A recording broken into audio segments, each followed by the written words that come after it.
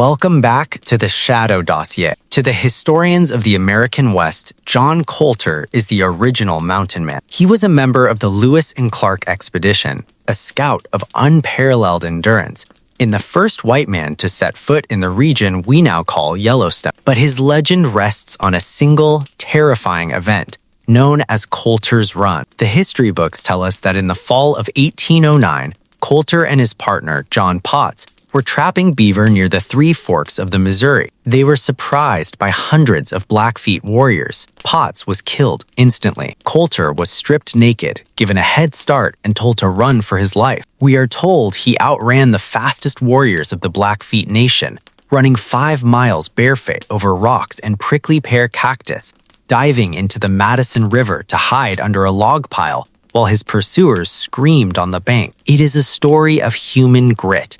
It is the ultimate survival tale. But the Shadow Dossier asks a simple question. Why would a war party intent on killing a trespasser turn it into a sport? And why, when Colter returned to civilization, was he not hailed as a hero, but mocked? Why did the mapmakers label the place he found Colter's Hell? The truth is, John Colter wasn't running from the Blackfeet. The Blackfeet were running too. They were running from the same thing that stripped the clothes off John Colter's back, not with hands, but with a wave of thermal radiation so intense it vaporized the cotton fibers. Colter didn't stumble into a war party. He stumbled into a maintenance cycle of the Yellowstone engine. The year is 1809. The American continent is largely a blank map. The Louisiana Purchase has just been signed, but the interior is a mystery. John Colter has left the Lewis and Clark expedition to return to the wild. He is drawn to the smoke. He has seen it on the horizon for weeks, a pillar of gray plumes rising from the mountains to the south. The indigenous tribes, the Crow and the Shoshone, refuse to go there. They call it the land of burning ground. They say it is where the Great Spirit sleeps and where his breath boils the rivers. Colter is a man of the Enlightenment. He doesn't believe in spirits. He believes in fur. In October, he separates from Potts. He follows the Stinking Water River, now the Shoshone River, upstream. The air grows heavy. It smells of rotten eggs, sulfur. The silence is unnatural. There are no birds, no deer, just the hissing of the earth. He crests a ridge and looks down into the caldera. What he sees is not a park. It is an industrial complex. To the untrained eye of an early 19th century trapper, it looks like hell. There are geysers shooting boiling water hundreds of feet into the air. There are mud pots bubbling with gray slime. But Colter looks closer. The mud isn't mud. It is slack. He climbs down into the basin. The ground is hot through the soles of his moccasins. He walks to what he thinks is a rock formation near the Grand Prismatic Spring. But as he gets closer, the steam clears. It isn't rock. It is metal.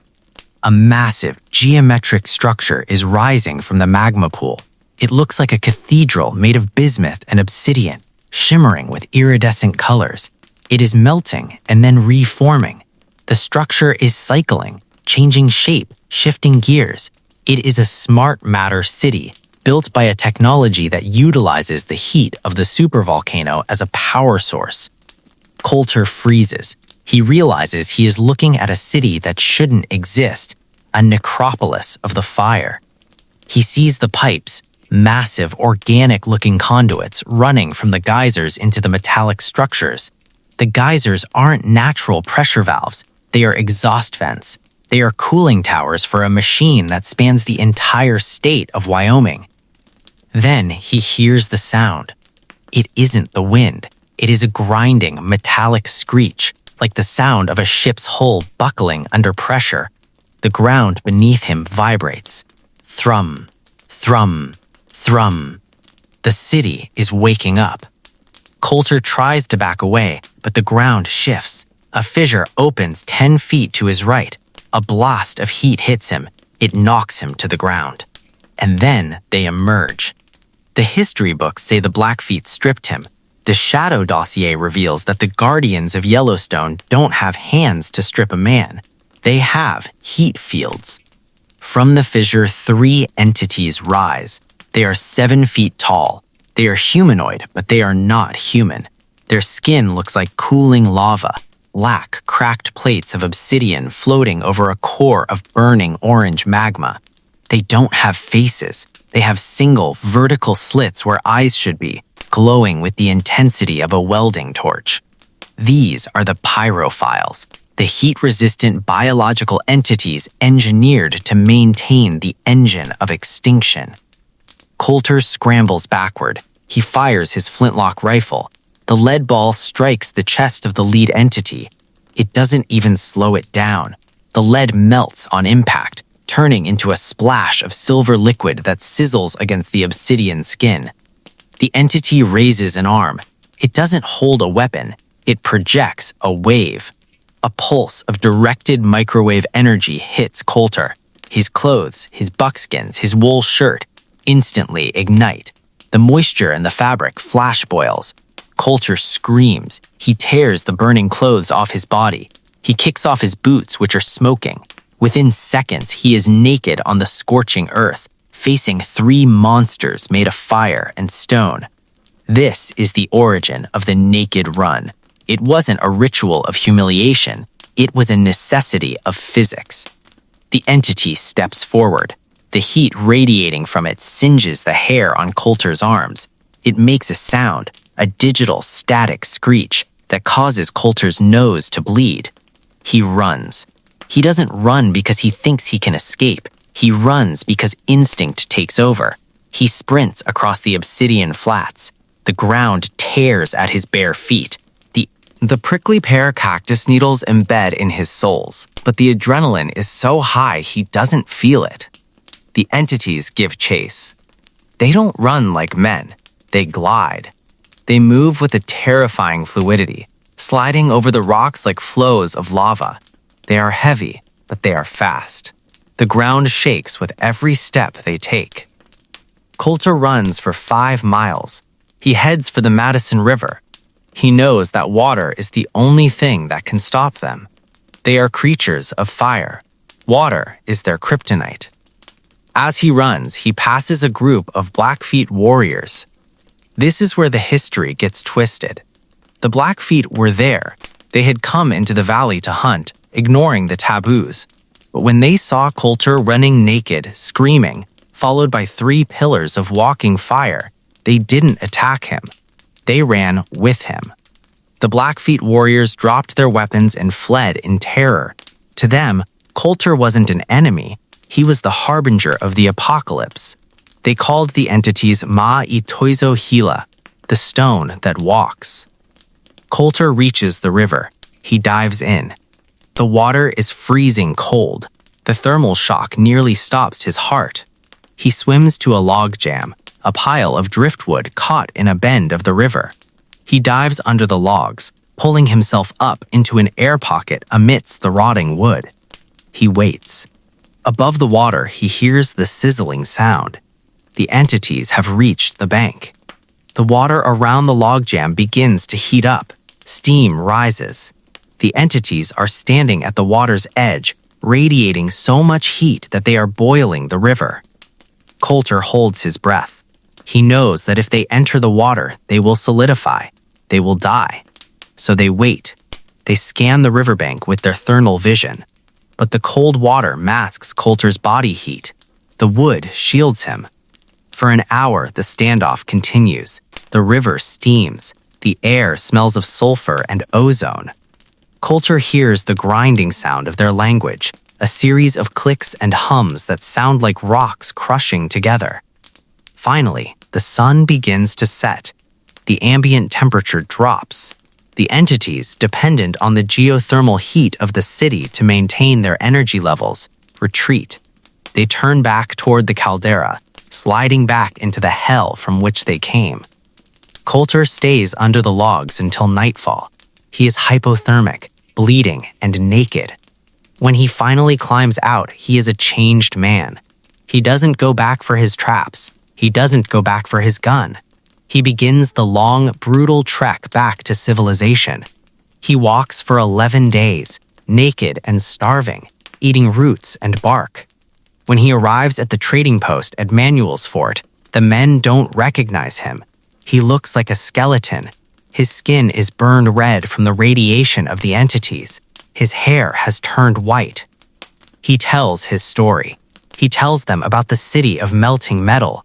He tells them about the men made of lava. He tells them about the machine that beats beneath the ground. They laugh at him. They call him Mad John. They name the place Colter's Hell. They assume he ate a poisonous root and hallucinated the entire thing. They rewrite his story to make it plausible. They replace the lava monsters with Blackfeet Indians. They replace the thermal blast with a game of cat and mouse. But one man listens. William Clark, the co-leader of the famous expedition, sits with Colter. He looks at the burns on Colter's skin, burns that don't look like fire, but like radiation. He looks at the map Colter draws. Clark includes Colter's Hell on his official map of the West, published in 1814, but he marks it with a specific symbol, a symbol used by the Freemasons to denote dangerous knowledge. Clark sends a report to Washington, D.C. It is the first file in the Yellowstone archive. The government realizes that the West is not just empty land, it is occupied, and the occupants are guarding something massive. In the years that follow, other mountain men see the same things. Jim Bridger tells stories of petrified birds singing petrified songs. He talks about rivers that run so fast they get hot at the bottom. People think he is spinning tall tales. The Shadow Dossier reveals that Bridger wasn't lying. He was describing the time distortion fields and the coolant systems of the engine. But Colter was the first. He was the test subject. His run wasn't a triumph of athleticism. It was a biological stress test. The entities wanted to see how fast a human could move.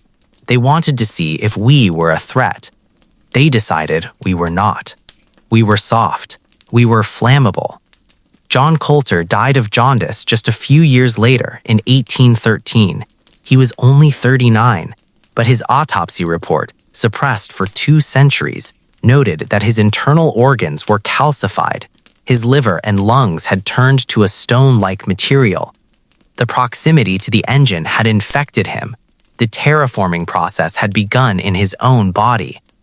Yellowstone was eventually declared a national park in 1872. We are told this was to preserve its beauty. The Shadow Dossier tells you that it was to establish a perimeter. The park is a quarantine zone.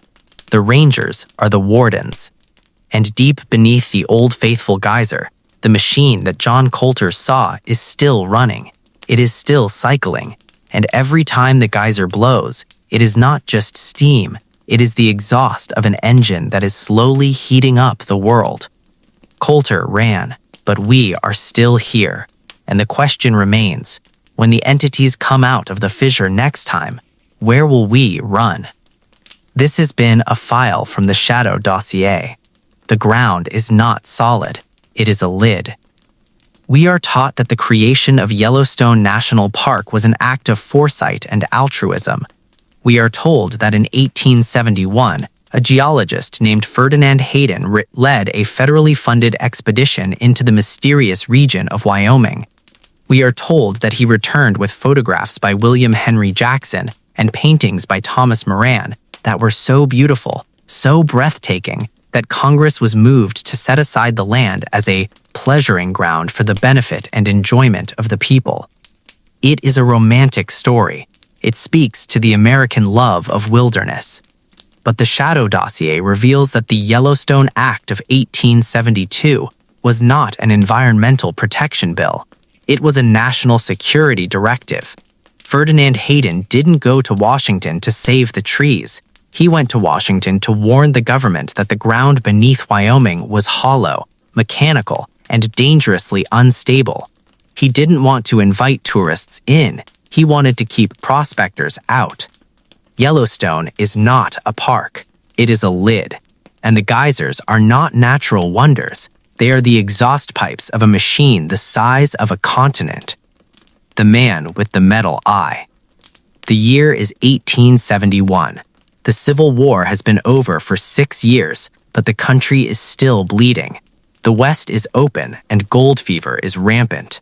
Ferdinand Hayden is a man of science, but he is also a man of war. He served as a surgeon in the Union Army. He has seen the inside of the human body, and he is not squeamish. But nothing prepares him for the anatomy of the Earth. He leads the survey team, 32 men, including scientists, artists, and photographers. They enter the Yellowstone Basin from the north. Almost immediately, the instruments begin to fail. The barometers fluctuate wildly, not because of altitude changes, but because of localized pressure spikes in the atmosphere. The magnetic compasses spin in circles. The ground vibrates with a frequency that makes the men's teeth ache. Hayden notes in his private journal, The Black Ledger, that the landscape feels manufactured. The symmetry of the terraces at Mammoth Hot Springs is too perfect. The chemistry of the water is too complex. But the true revelation comes when they reach the upper geyser basin. The clockwork of hell. They arrive at the basin on a late afternoon. The ground is a desolate white crust of geyserite. Steam rises from hundreds of vents. And then they see it. A massive column of boiling water shoots 150 feet into the air. It roars like a freight train. The earth shakes. The men are terrified, but Hayden pulls out his pocket watch. He waits. 65 minutes later. Roar. It happens again. 65 minutes later. Roar. Again. Hayden realizes something that defies geological chaos. Nature is random, volcanoes are unpredictable, but this geyser is precise. It is operating on a schedule. He names it Old Faithful. To the public, the name implies loyalty. To Hayden, it implies mechanics. It is faithful because it is programmed. That night, while the rest of the camp sleeps, Hayden takes a lantern and walks out onto the silica crust. He approaches the cone of Old Faithful. The heat is intense. He finds a fissure near the base of the geyser cone. It is obscured by steam, but the moonlight catches a glint of something that isn't rock. Hayden kneels. He brushes away the white dust. Underneath the silica crust is a rim of metal. It is corroded, pitted by thousands of years of sulfuric acid, but it is unmistakable. It is a valve, a massive industrial pressure relief valve made of a dull gray alloy that feels cold despite the heat of the water. Hayden realizes the terrifying truth. Old Faithful isn't a natural spring. It is a hydraulic pressure release system. The entire Yellowstone caldera is not just a volcano, it is a heat exchanger. Somewhere deep below, there is an engine, a terraforming engine left by the architects, the same entities responsible for the Hoover Dam anomaly. This engine generates immense heat. To keep from melting the crust, it pumps water from the aquifer, cycles it around the core to cool it, and then vents the superheated steam through the geysers. If the geysers stop, the pressure builds. If the pressure builds, the engine detonates. The descent. Hayden needs to know how deep it goes. He finds a dry vent, a geyser tube that has gone dormant. It is a hole in the ground just wide enough for a man. He lowers a rope. He descends. This is the part of the survey that was redacted from the official report submitted to Congress. At a depth of 50 feet, the rock walls end. The shaft becomes a smooth metallic pipe. It is lined with a ceramic material that glows with a faint bioluminescent moss. Hayden descends further. The air gets hotter, the sound of the machinery becomes a deafening thrum. Clink, hiss, thrum. At 100 feet, the pipe opens up into a service crawl space. Hayden swings into it. He holds up his lantern. He is standing on a catwalk suspended over a void. Below him, in the red darkness, he sees the pistons of the earth. Massive rhythmic columns of obsidian and steel are pumping up and down. They are driving the magma. They are circulating the blood of the planet. And crawling on the machinery are the keepers. They are small crab-like automatons. They look like they are made of rock and magma. They are scurrying over the pipes, welding cracks, clearing debris. They are the immune system of the machine. One of them stops. It turns its sensors towards Hayden. A red light scans him. Hayden freezes.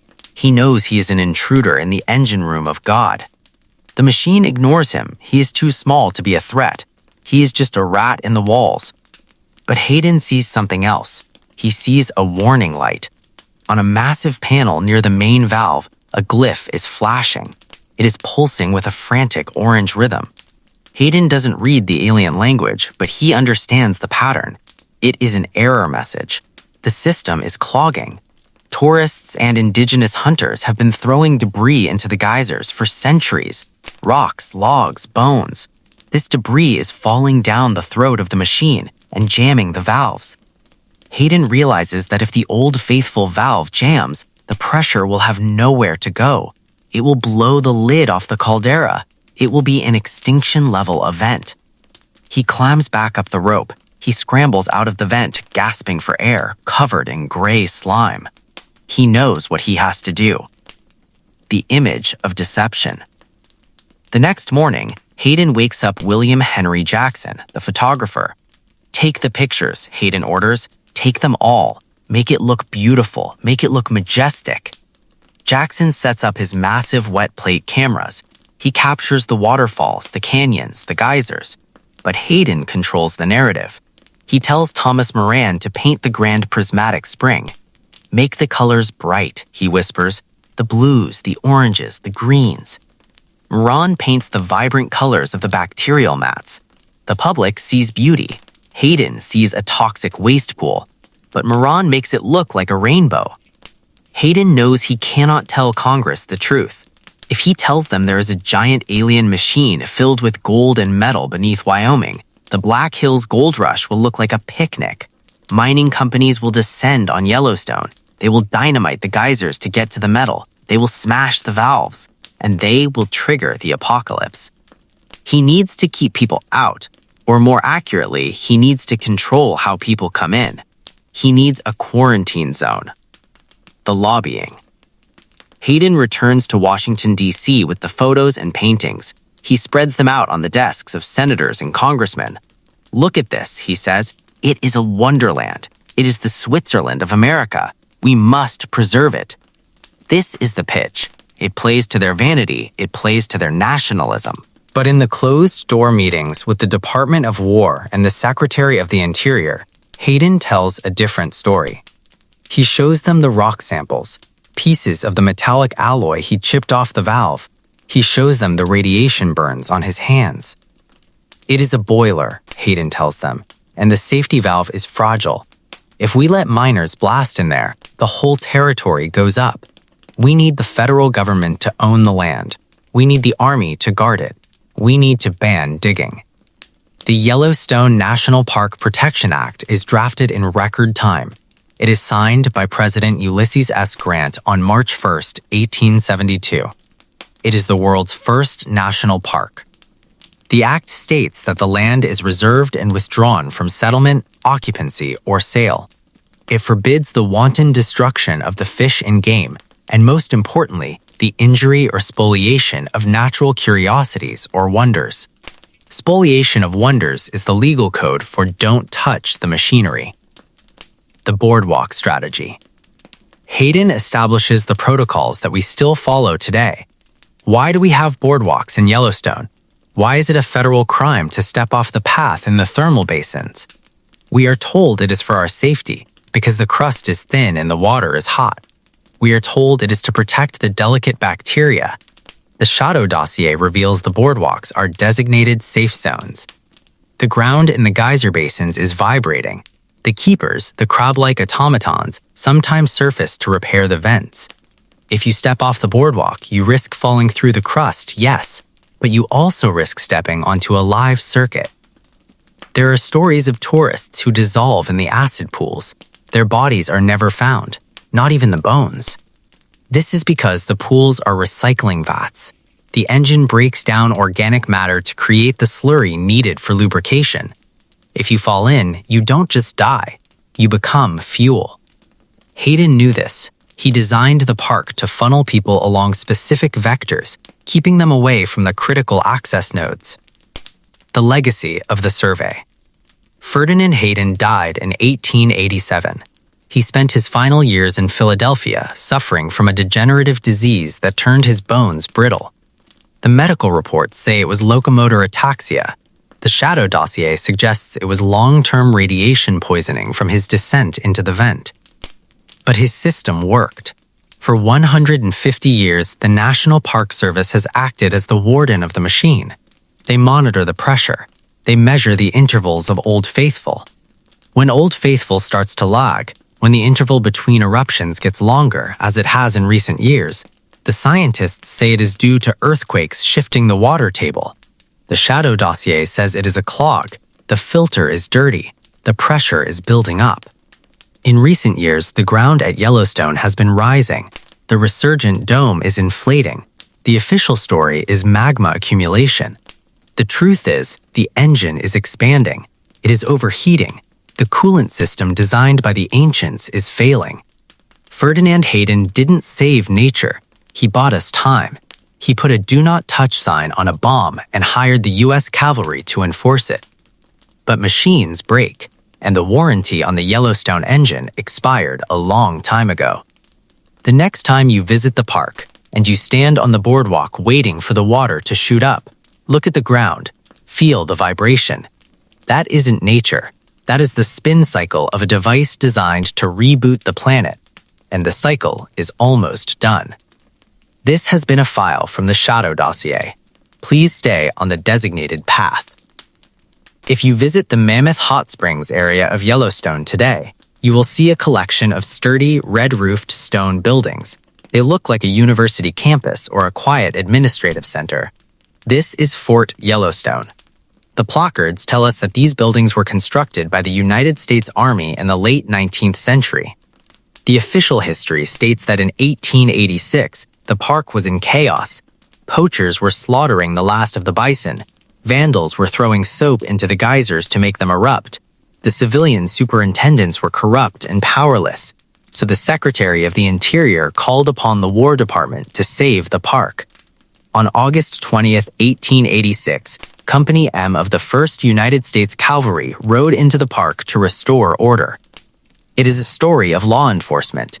It is a story of conservation. But the Shadow Dossier asks you to look closer. Why did Company M bring Hotchkiss mountain guns, light artillery designed to breach fortifications? Why did they bring enough ammunition to fight a small war? And why for 38 years did the United States Army maintain a combat-ready garrison in a place with no enemy army? The answer is that the enemy was not human, and the poachers were not the ones doing the killing. The Army didn't come to Yellowstone to arrest hunters. They came to plug a leak in hell. The White Terraces. To understand the War of 1886, you must understand the terrain. Mammoth is not like the rest of the park. It's a complex of travertine terraces, limestone deposited by hot water flowing from deep underground. It looks like a frozen white waterfall or a melting wedding cake. But to the geologists of the Shadow Dossier, Mammoth is something else. It's a biological filter. The water coming up from the terraforming engine deep in the crust is full of toxic alien byproducts. The terraces act as a kidney, calcifying the toxins into stone. In the summer of 1886, the filter failed. A seismic shift cracked the underlying plumbing of the springs. The flow of water changed, and something that had been gestating in the deep, warm caverns beneath the terraces found a way out. They were called the calcified. The few terrified prospectors who saw them and lived described them as statues that scream. They were humanoid, coated in layers of hard white travertine. They were blind, sensing movement through thermal pits in their skulls. They were driven by a singular biological imperative to drag organic life back down into the vents to be processed as fuel for the engine. By July, the poaching problem had begun. But the animals weren't being shot. They were disappearing. Whole herds of elk vanished overnight near the springs. Then tourists started disappearing. The civilian superintendent fled. He sent a telegram to Washington. The ground is hungry. Send the cavalry. Company M arrived. Captain Moses Harris led Company M. He was a veteran of the Civil War and the Indian Wars. He was a man who had seen death in every form, but he was not prepared for the smell of Mammoth Hot Springs. As the cavalry column rode past the Liberty Cap, a 37-foot cone of extinct geyser rock, the horses panicked. They smelled sulfur, but under that, they smelled old blood. Harris established Camp Sheridan at the base of the terraces. He ordered a perimeter. He told his men they were looking for hostile vagrants. The first engagement happened on the third night. Private First Class Elias Thorne, an ancestor of the spillway victim, was on sentry duty near the Pallet Spring. The steam was thick. The moonlight reflected off the white rock, creating a ghostly, shifting landscape. Thorne heard a clicking sound. Click, click, hiss. He raised his carbine. Halt! Identify yourself. A shape detached itself from the terrace wall. It looked like a man dipped in wet plaster. It moved with a jerky, hydraulic strength. Thorne fired. The .45 caliber bullet struck the entity in the chest. It ricocheted. Sparks flew off the calcified armor. The creature didn't even flinch. It lunged. Thorne screamed as the creature grabbed him. Its hands were incredibly hot, boiling hot. It dragged him toward the steaming pool. The rest of the squad arrived too late. They saw Thorne being pulled into the rock. The terrace wall seemed to open up, a wet, grinding mouth of limestone swallowing him whole. Captain Harris realized this was not a police action. It was a siege. The Battle of Sodom. The army named the area Sodom because of the sulfur and the fire.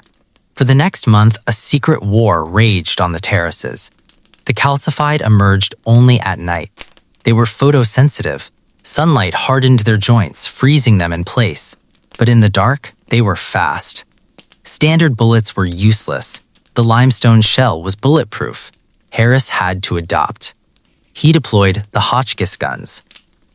On the night of September 15, 1886, a swarm of 20 entities emerged from the Minerva Terrace. They were heading for the stables, drawn by the heat of the horses. Fire, Harris commanded. The explosive shells hit the entities. The impact shattered the limestone armor. Underneath, the creatures were not made of flesh and blood. They were made of a viscous, translucent jelly that evaporated instantly when exposed to the cold mountain air. They were hydrogolems, biological robots created by the engine to maintain the vents. But the programming had corrupted. They were harvesting the wrong biological material. The battle lasted until dawn. The soldiers used dynamite to collapse the tunnels. They used fire to drive the creatures back. When the sun rose, the white terraces were stained with black scorch marks and the gray residue of the evaporated entities. Harris sent a classified report to the War Department. The hostiles are contained, but the breach is open. We cannot leave. We need to build a lid. Building the fortress. This is why Fort Yellowstone exists. The Army didn't build wooden barracks like they did in the Dakotas. They built a fortress of heavy sandstone. They built it right at the base of the terraces, directly in the path of any future breakout.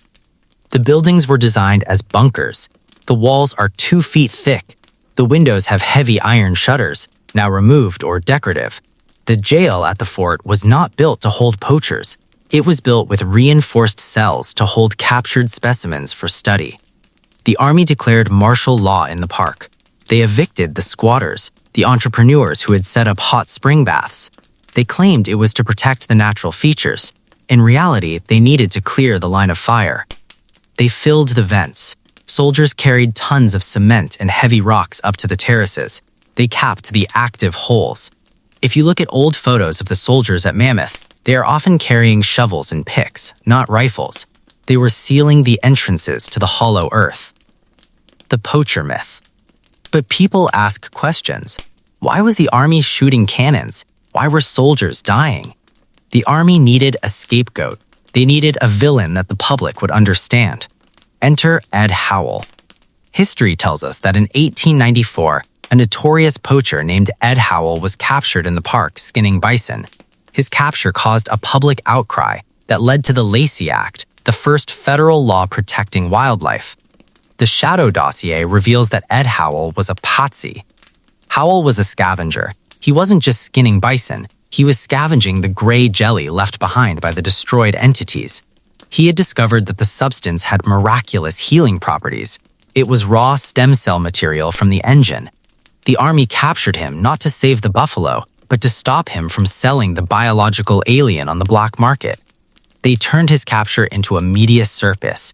They paraded him around. They used him to justify the continued military presence and the funding for the fortress. "We need more men to stop people like Ed Howell," they said. The public bought it. They looked at the dead bison and cried. They didn't look at the sealed vents and ask why the concrete was glowing. The winter vigil. The hardest part of the war was the winter. Yellowstone in winter is a frozen hell. Temperatures drop to 40 below zero. Snow is 10 feet deep, but the army stayed. They became the ski troops. They patrolled the park on 12-foot wooden skis. We are told they were patrolling for poachers. Who poaches in 40 below weather? They were patrolling the heat signatures. In the winter, the thermal contrast makes the hot spots visible. The soldiers were looking for new vents. They were looking for melt holes in the snow that shouldn't be there. The isolation drove men mad. The Yellowstone madness became a documented psychological condition in the military medical journals. Soldiers would claim to hear voices coming from the geysers. They would claim that the ground was breathing. In 1903, President Theodore Roosevelt visited the park. He laid the cornerstone for the massive stone arch at the north entrance. Roosevelt was a 33rd-degree Mason. He knew the truth. He spent a night alone in the commander's house at Fort Yellowstone. He wasn't sleeping. He was negotiating. The Shadow Dossier suggests that the keepers of the engine, the intelligence controlling the calcified, made contact. A truce was established. The humans would stay on the surface. The entities would stay below. The fort would act as the border control. The transfer of power. By 1916, the technology of warfare had changed. The army was needed in Europe for World War I. The cavalry was becoming obsolete, but the quarantine still had to be maintained. The government created a new agency, the National Park Service. Look at the uniform of a park ranger, the flat-brimmed hat, the olive green and gray. It is the uniform of the U.S. Cavalry from 1918. The Rangers are not just nature guides, they are the descendants of Company M. Their primary job is resource protection, but the resource isn't the trees, it is the silence. When the Army left in 1918, they didn't take everything. Deep beneath the basement of the Albright Visitor Center, the old barracks, there is a sealed level. It contains the weapons used in the Battle of Sodom. It contains the calcified remains of Private Thorn, and it contains the seismic key, a device capable of collapsing the Mammoth Terraces instantly if the entities ever breach the surface again. The fortress today. Today, Mammoth Hot Springs is a popular tourist destination. People walk on the boardwalks taking pictures of the white rock. They marvel at the steam. But sometimes the boardwalks are closed. Thermal activity, the signs say. Unstable ground. If you look closely at the travertine, you can see shapes. Sometimes the rock forms patterns that look like human faces. Sometimes they look like grasping hands. The geologists say it is pareidolia, the mind seeing patterns that aren't there. The Shadow Dossier says it is a graveyard. The calcified are still there, fused into the rock, waiting for the water chemistry to change again, waiting for the filter to break. Fort Yellowstone still stands.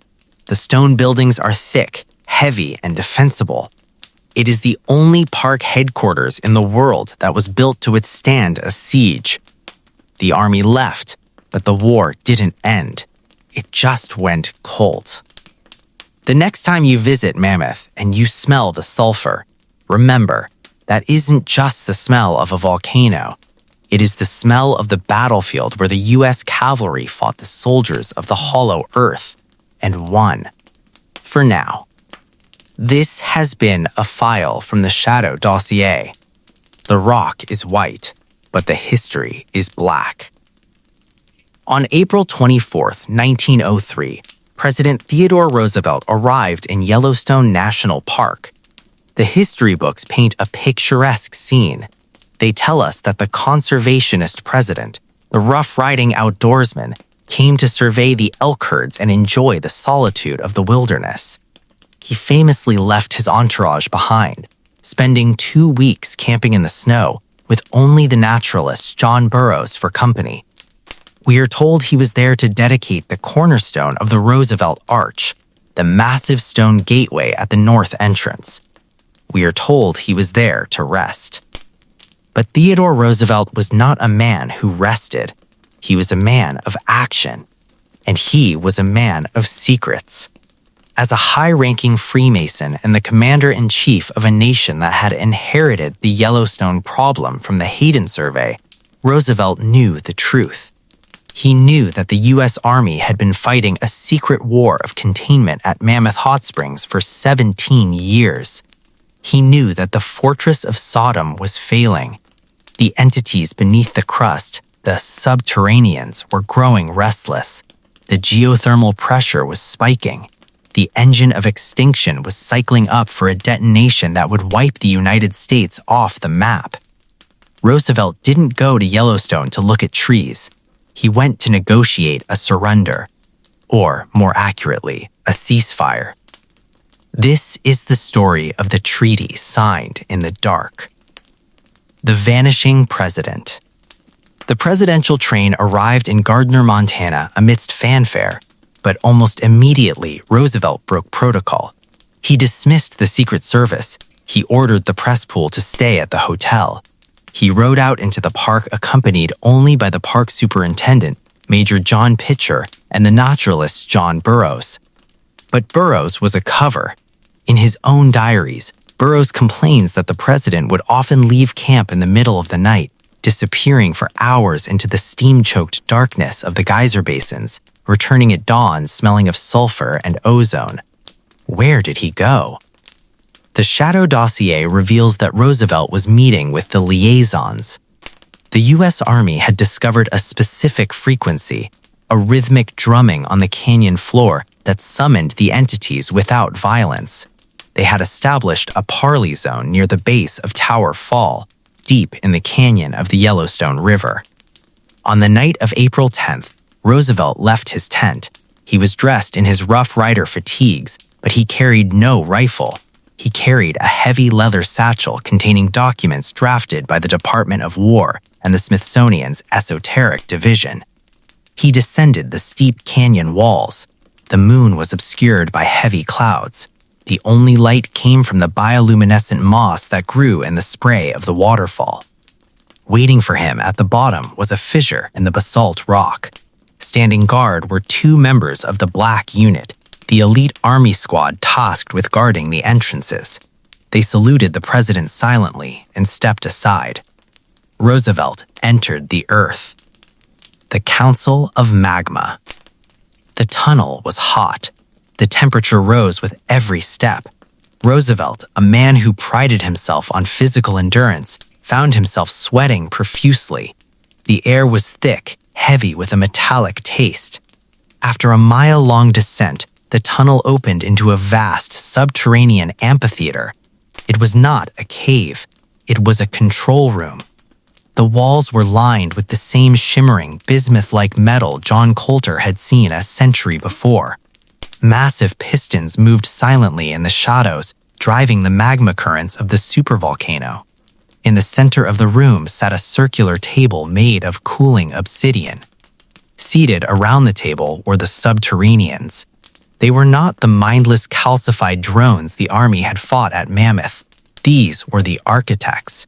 They were tall, perhaps 8 feet, with skin that looked like polished gray slate. Their eyes were large, dark, and lacking pupils, eyes adapted to a world without sun. They wore robes woven from a metallic fiber that seemed to flow like liquid mercury. There were 3 of them, the ruling triumvirate of the caldera. Roosevelt approached the table. He did not bow. He stood tall, his chest out, projecting the bull moose energy that made him famous. He knew that these entities respected strength. If he showed fear, the negotiation was over. The central figure spoke. It did not use a mouth. The voice resonated directly in Roosevelt's skull, a deep, grinding vibration that felt like stones crushing together. You are the chieftain of the surface. I am the President of the United States, Roosevelt said aloud, his voice echoing in the chamber, and I am here to discuss the terms of your occupancy. Occupancy, the voice was amused, a sound like a landslide. We were here when your ancestors were shrews hiding in the mud. This engine is ours. The surface is merely the exhaust vent. The exhaust vent is occupied by 70 million people. If you trigger the caldera, you kill them all. That is the cycle. The engine cleanses. It prepares the soil for the next sowing. This was the terrifying truth of the Yellowstone Paradox. The supervolcano wasn't a natural disaster waiting to happen. It was a feature. The machine was designed to periodically sterilize the North American continent, wiping out civilizations to reset the ecological balance. It had happened before. It was due to happen again. Roosevelt opened his satchel. He pulled out a map. It wasn't a map of cities. It was a geological survey of the Western Hemisphere. We can help you, Roosevelt said. The entities paused. Help us. You are flesh. You are dust. You are starving, Roosevelt said, playing his ace. The Smithsonian scientists analyzed the Old Faithful intervals. They realized the engine was stuttering. It wasn't erupting because it was too powerful. It was erupting because it was power-starved. The geothermal energy of the planet was shifting. The engine was running on fumes, and a low-power engine is unstable. It creates dirty eruptions, massive explosions of ash rather than controlled releases of heat. You need energy to maintain the stasis field. You need heat to keep the hibernation chambers active. The natural magma flow is drifting away from the hotspot. We can redirect it. He laid out the plan. It was the geothermal covenant. The United States government would agree to never drill into the caldera for oil or minerals. They would declare the land a sanctuary forever. But more importantly, they would secretly build a massive infrastructure project disguised as conservation. They would inject water into specific fault lines. They would use fracking techniques, decades before the term existed, to widen the magma channels leading back to the engine. They would feed the beast. In exchange, the Subterraneans would agree to keep the main vent closed. They would delay the sterilization cycle for another 1,000 years. The entity looked at the map. It ran a long gray finger over the fault lines. A tribute, the entity said. Energy for time. A partnership, Roosevelt corrected. We keep the tourists on the boardwalks. We keep the miners out. You keep the fire inside. The entity stood. It towered over the president. It reached out a hand. The skin was hot enough to blister, but Roosevelt didn't flinch. He took the hand. The shock was immense. Roosevelt felt a surge of telepathic data flood his mind. He saw the history of the Earth. He saw the construction of the continents. He saw the fleet of ships that brought the engine from the stars. The deal was struck. The Roosevelt Arch, a Masonic seal. Roosevelt emerged from the canyon at dawn on April 24th. He was pale, shaking, and his glasses were cracked from the vibrational frequency of the voice. He went immediately to the site of the north entrance. The Roosevelt Arch is one of the most iconic structures in the national park system, a massive 50-foot basalt gateway. History tells us Roosevelt laid the cornerstone on April 24, 1903. He gave a speech about the park being created for the benefit and enjoyment of the people. This phrase is carved into the top of the arch. But to the Shadow Dossier, the arch is not a welcome mat. It is a seal. Roosevelt ordered the cornerstone to be hollowed out. Inside, he placed a copy of the treaty he had just made. He placed a vial of the gray jelly, the biological matter from the entities, inside the stone to act as a DNA lock. The phrase "for the benefit and enjoyment of the people" is a legal binding spell. In the language of the Subterraneans, intent matters. By carving the intent of the land into the stone gate, Roosevelt was creating a psychic barrier. The land was claimed for the people, forcing the entities to respect the boundaries of the surface. The arch is a collar around the neck of the park. It defines the quarantine zone. The conservation cover-up. After 1903, Roosevelt's conservation policies became aggressive. He created the United States Forest Service. He set aside millions of acres of land as national forests. We are told he did this to save the trees. The truth is, he was creating buffer zones. He realized that the Yellowstone engine was connected to a global grid of subterranean machinery. The root system extended into Idaho, Montana, and Oregon. By turning these lands into federal property, he was ensuring that no private corporation would ever accidentally drill into a power conduit and awaken the machine up. Conservation was the cover story for planetary defense. The price of the treaty. The treaty bought peace, but it came with a cost. The United States had to deliver on its promise. They had to feed the engine. Throughout the 20th century, the seismic monitoring stations set up by the USGS were actually injection wells. They pumped millions of gallons of water and chemical lubricants into the deep crust to keep the magma flowing smoothly into the intake ports of the machine. This is why there are so many microquakes in Yellowstone. It isn't natural settling. It is the sound of the engine chewing. But the alien are alien. Their logic is not human. They demanded collateral. Every year, a certain number of people go missing in national parks, especially in Yellowstone. They vanish without a trace. No clothes, no gear, no bodies. The Shadow Dossier suggests that the Treaty of 1903 included an allowance. The Subterraneans are allowed to take a small number of specimens for genetic sampling and biological repair.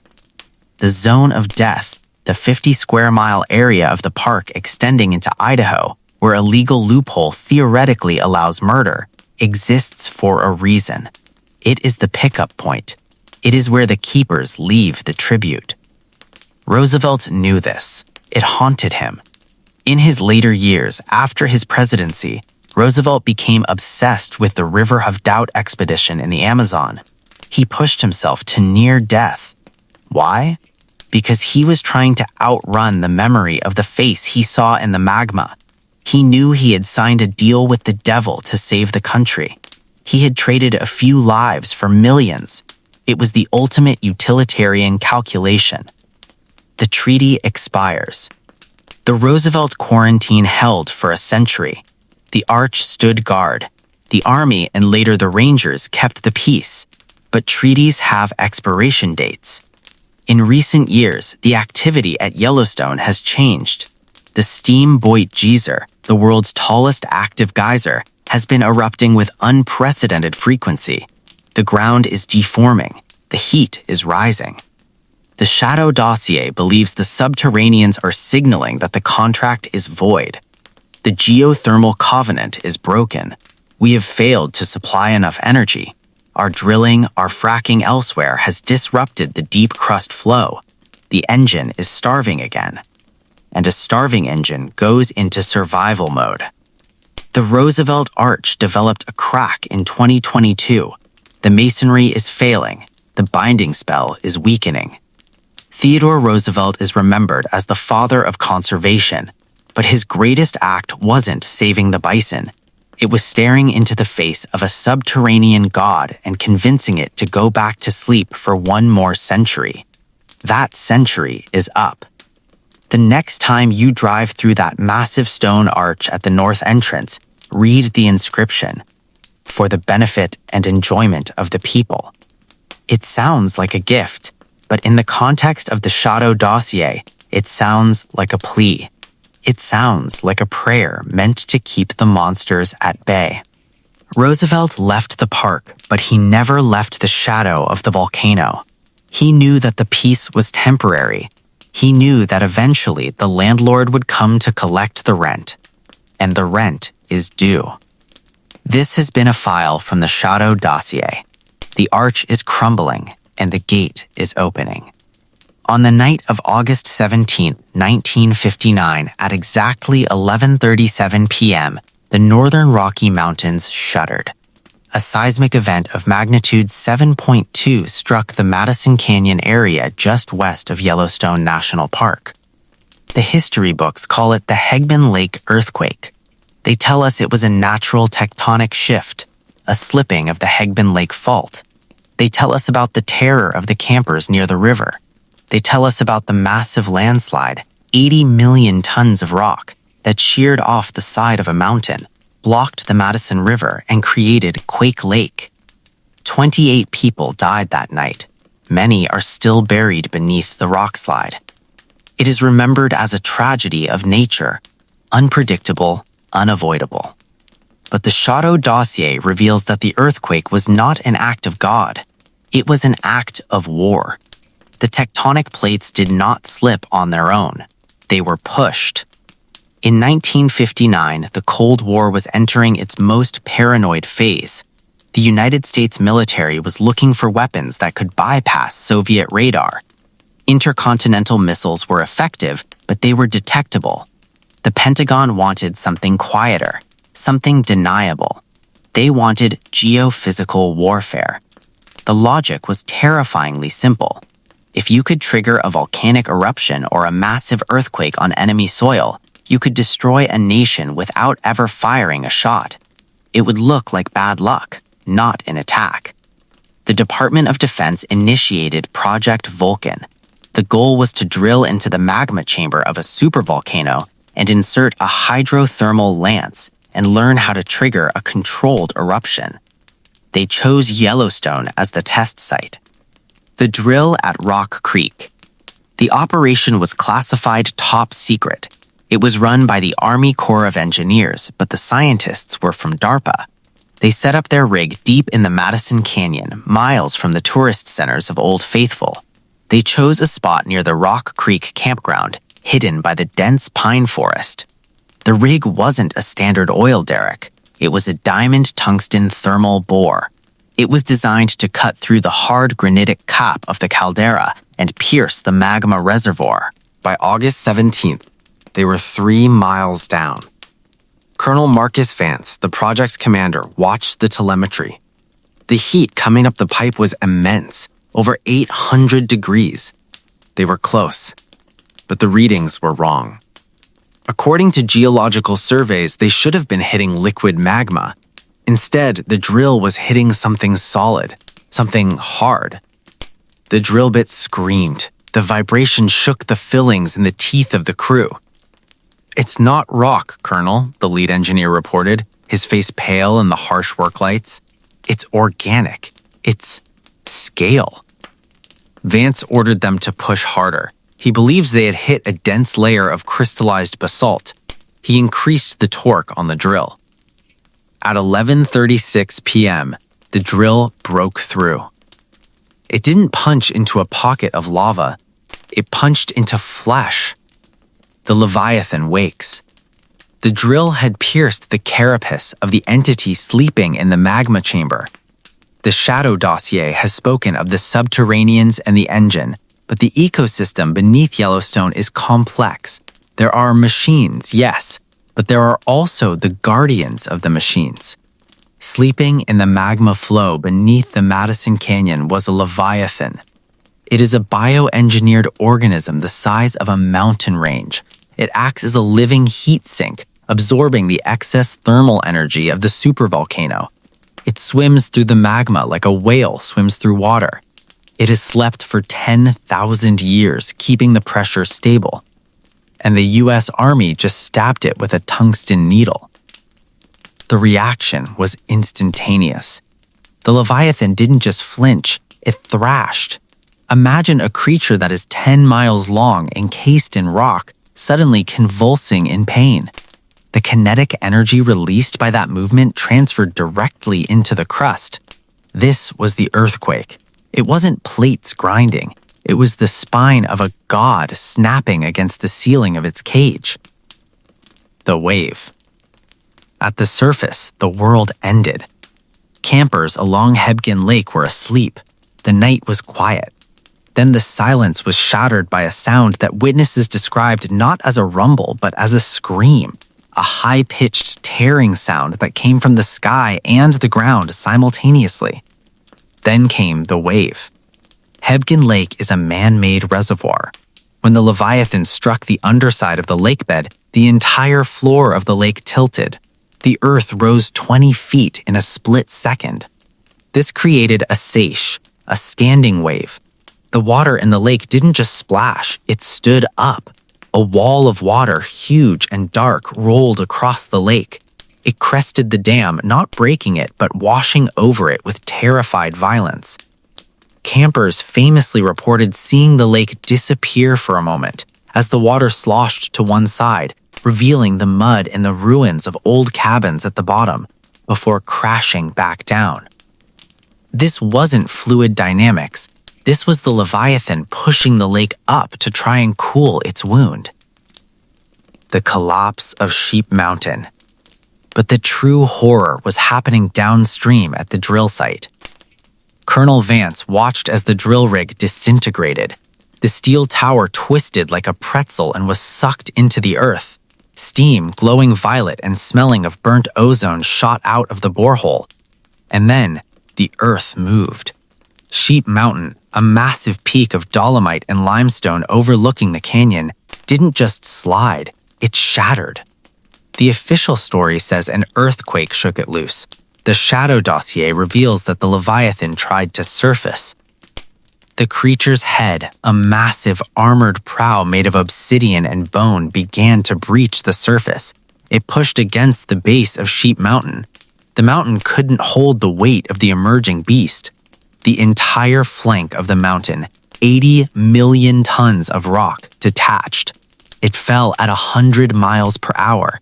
It wasn't a landslide, it was a hammer blow. The rock buried the river, it buried the campground, and it buried the military black site. Colonel Vance and his team didn't have time to scream. They were vaporized by the air blast, a shockwave of compressed air pushed ahead of the falling mountain that stripped the bark off trees on the opposite side of the valley. Then the rock hit. In seconds, the drill site was under 400 feet of debris. The Leviathan, which had just begun to breach, was slammed back down into the earth with the weight of the mountain. The landslide acted as a lid, slamming the door shut on the monster. The quake lake that formed behind the natural dam was not a scenic wonder. It was a cooling pond. The water backed up, flooding the valley, drowning the trees and sealing the breach with millions of gallons of cold river water. The sanitization. By dawn on August 18th, the military hierarchy in Washington realized what had happened. Project Vulcan had failed catastrophically. They had awakened the dragon, and the mountain had fallen on its head. They initiated Protocol Silence. The first responders to the scene weren't rescuers. They were containment teams from the Atomic Energy Commission. They set up roadblocks, they cordoned off the area. They told the press and survivors that the landslide was natural. They blamed unstable dolomite. But survivors reported strange things.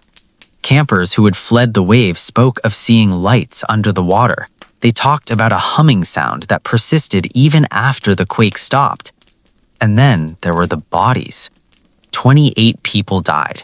Many of them were never found. They are buried under the slide. But a few bodies were recovered near the edge of the debris field. The coroner's reports for these victims were classified. Why? Because they didn't die from trauma. They died from thermal calcification. They had been exposed to the breath of the Leviathan as it briefly breached the surface. Their skin had turned to stone. Their eyes had melted. The military confiscated the bodies. They replaced them with closed casket stand-ins. They couldn't let the public see that American citizens had been turned to statues by a biological weapon from the inner earth. The Ghost Village. As Quake Lake filled up, it drowned cabins, roads, and cars. Today, if you visit the visitor center at Quake Lake, you can see the dead trees sticking out of the water. They are bleached white, skeletal fingers reaching for the sky. Beneath the water lies a ghost village. Divers are forbidden from entering the deepest parts of the lake. The official reason is underwater hazards. The real reason is that the drill rig is still down there. Twisted, crushed, but still tethered to the beast below. The drill string acts as a conductive wire. The Leviathan is still connected to it. Occasionally, sonar scans of Quake Lake pick up anomalies. They show massive shadows moving deep beneath the rubble pile. They show water temperature spikes that shouldn't exist in a cold mountain lake. The Leviathan is not dead. It is pinned. The weight of Sheep Mountain, 80 million tons of rock, is the only thing keeping it down. But the beast is healing. It is shifting. Every year, the ghost village shifts slightly. The cabins at the bottom move. The trees change angles. The geologists say it is the settling of the sediment. The Shadow Dossier says it is the prisoner testing the bars of the cell. The aftermath of Vulcan. Project Vulcan was scrapped. The US military realized they couldn't control the supervolcano. They couldn't weaponize the entities. The power was too vast, too alien. But the Hebgen Wave changed the strategy. They realized that if they couldn't control it, they had to monitor it. This led to the installation of the Plate Boundary Observatory, a network of GPS stations and seismometers across Yellowstone. We are told this is to predict earthquakes. In reality, it is a motion detector system for the Leviathan. The sensors are calibrated to filter out the biological noise, the heartbeat of the creature, so that the public data looks like normal geological activity. But if you hack the raw feed, you can hear it. Thump, thump, thump. A slow, rhythmic pounding coming from beneath Quake Lake. The survivors of 1959 are mostly gone now, but those who remain still have nightmares. They don't dream of falling rocks, they dream of the eye. One survivor, a woman who was a child at the time, claimed that just before the mountain fell, she saw something in the gap. "I saw a golden eye," she told her psychiatrist years later.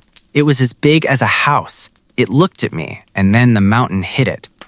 She was institutionalized. Her testimony was buried, but the Shadow Dossier remembers. The Hebgen Wave was not a disaster. It was a jailbreak that was stopped at the last second. The mountain didn't fall by accident. The Earth sacrificed itself to keep the monster inside.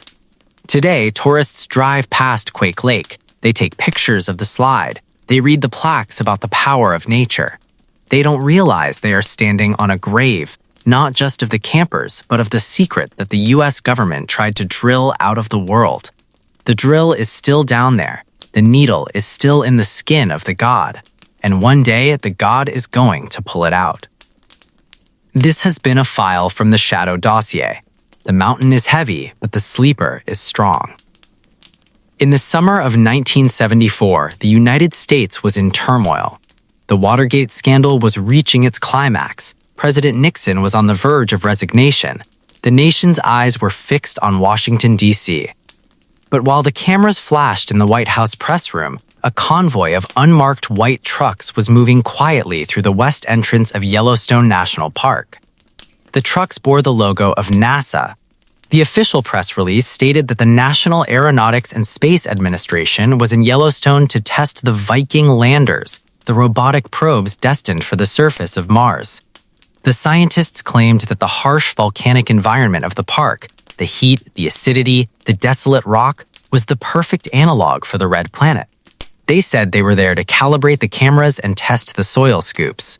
It was a perfect cover story. It was scientific, boring, and plausible. But the Shadow Dossier reveals that NASA wasn't there to test the cameras. They were there to test the biology package. And they weren't looking for life on Mars. They were trying to find a way to kill the life they had found in Wyoming.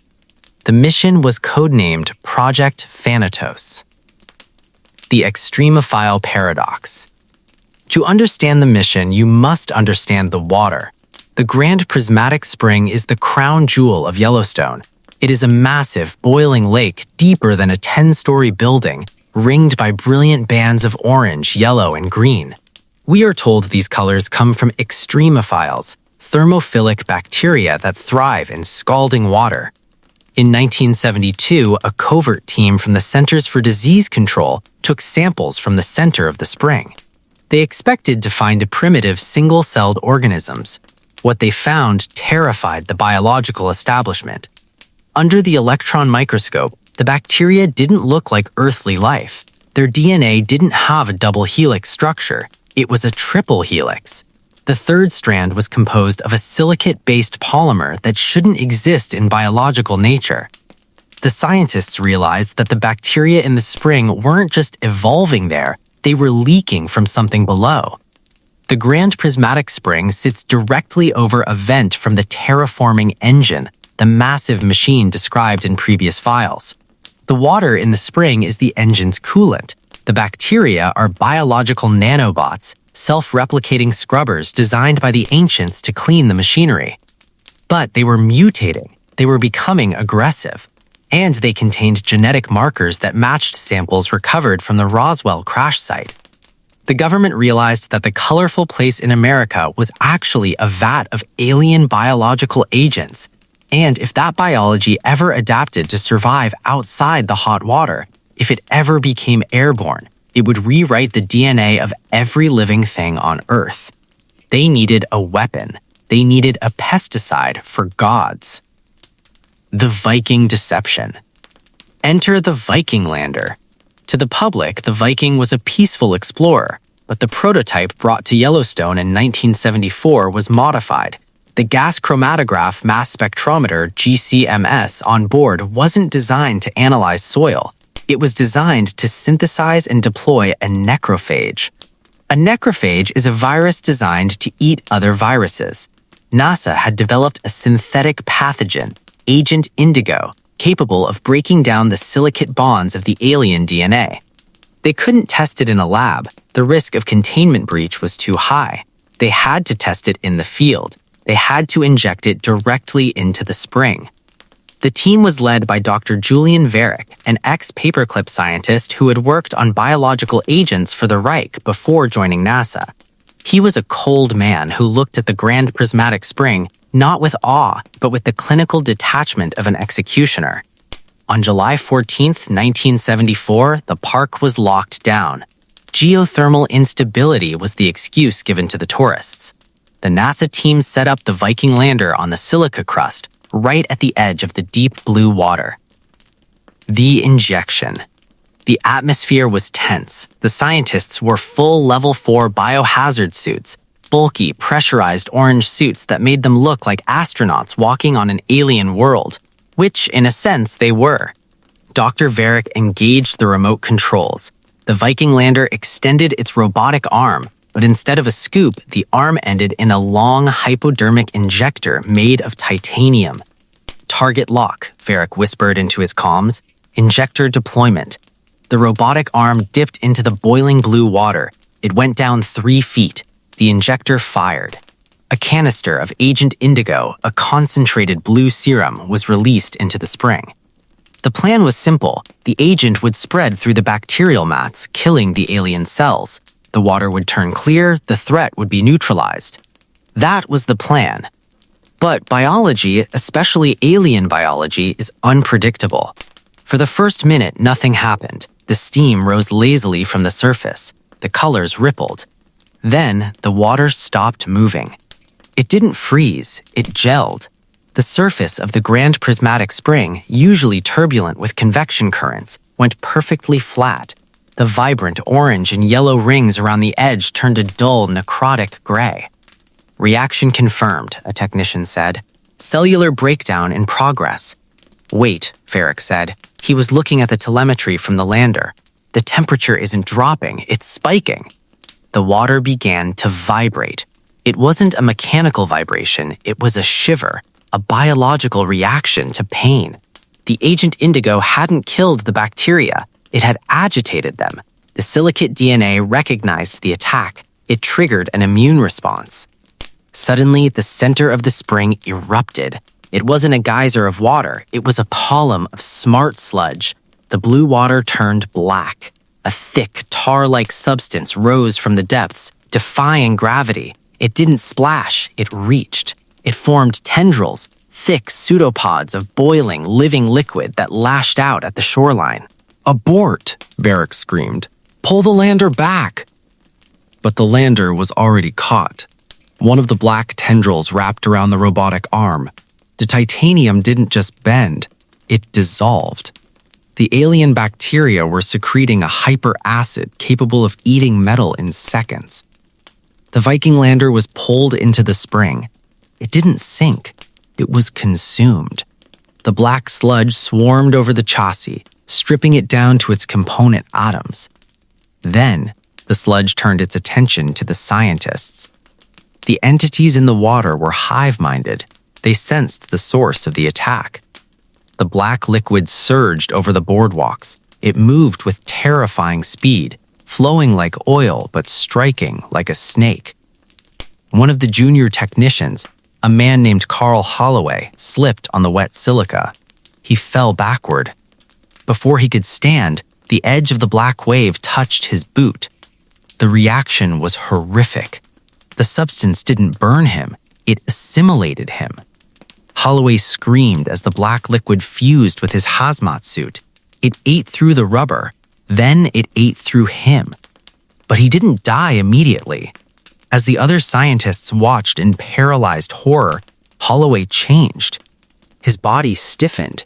His skin turned into a hard crystalline shell. He became a statue of multicolored crystal. Orange, yellow, blue. He had been terraformed in seconds. The alien DNA overwrote his human biology, turning him into a coral-like structure to add to the reef of the spring.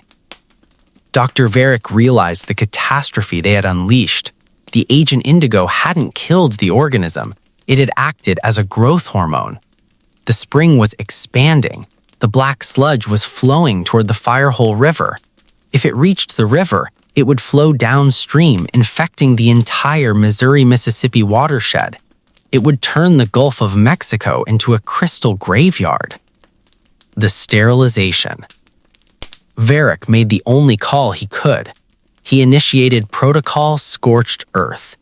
He didn't call the president. He called the Strategic Air Command. "We have a containment breach," Varric said. "Deploy the cryocharge." A C-130 Hercules transport plane circling high above the park dropped a payload. It wasn't a bomb.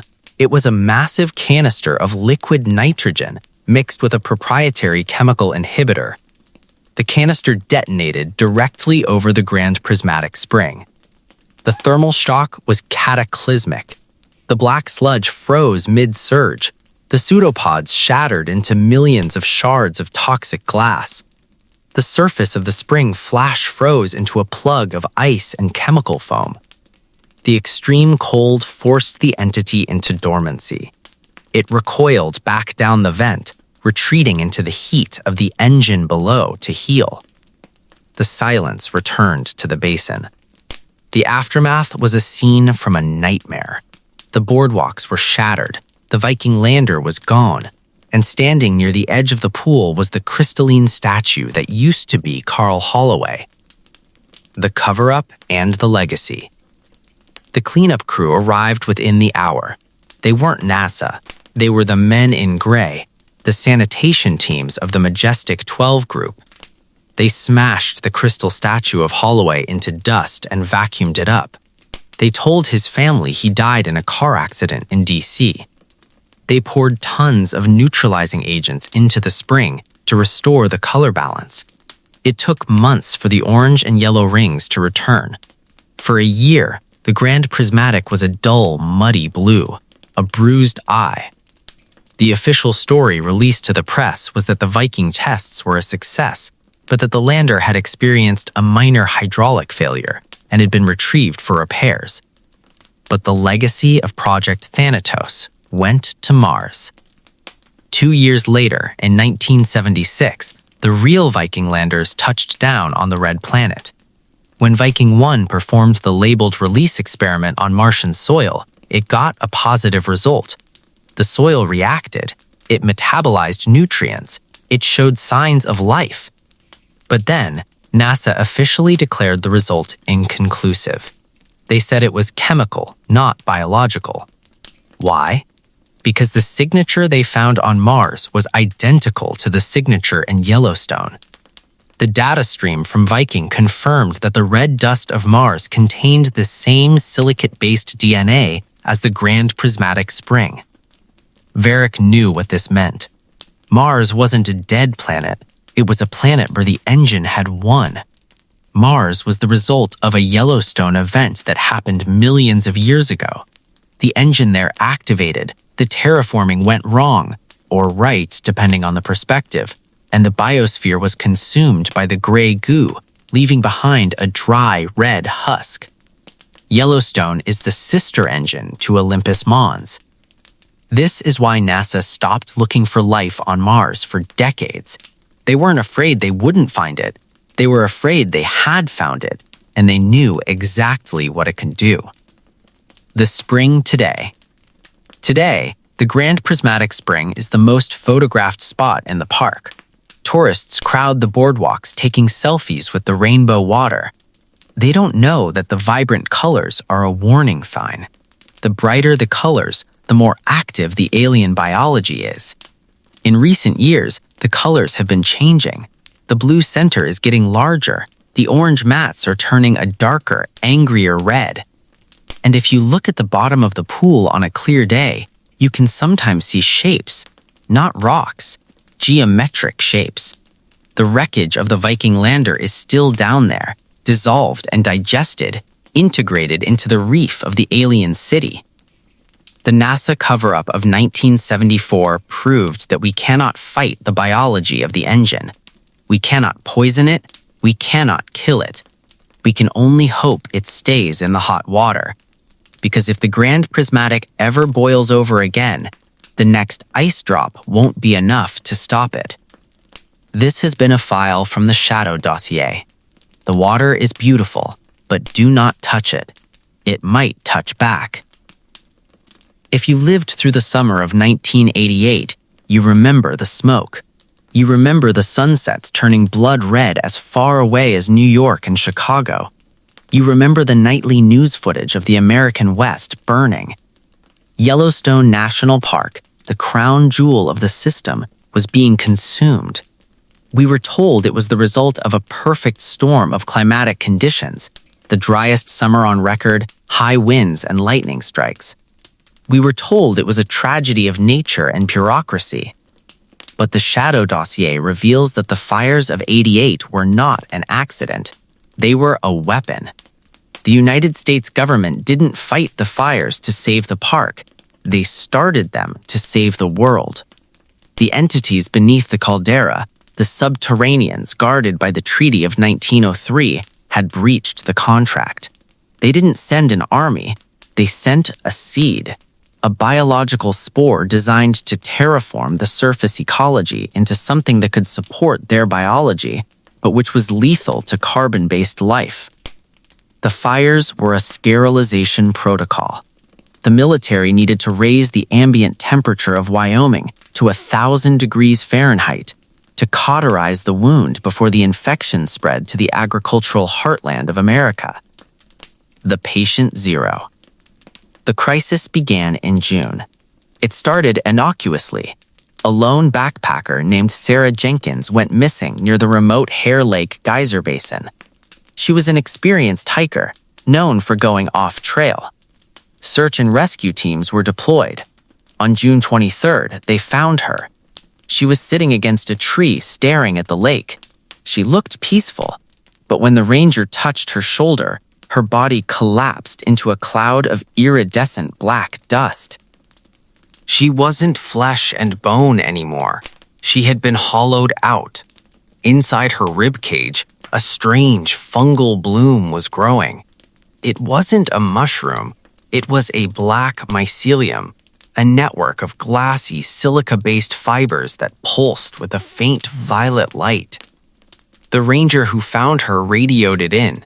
Within hours, he began to cough up black dust. By the next morning, he was dead. His lungs crystallized into the same silicate structure. The Centers for Disease Control, CDC, and the Department of Defense's Biowarfare Division descended on Heart Lake. They established a Level 5 containment zone. Their analysis was terrifying. The spore was not a terrestrial pathogen. It was a terraforming agent. It came from the deep vents. The engine below was releasing it to prepare the surface for colonization. The spore targeted organic matter, trees, animals, humans, and converted them into silica lattice transmitters. Basically, it was turning the forest into a biological antenna for the hive mind. And it was spreading.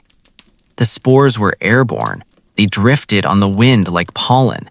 Every tree they touched turned black and brittle, not from fire, but from transmutation. The infected trees began to hum.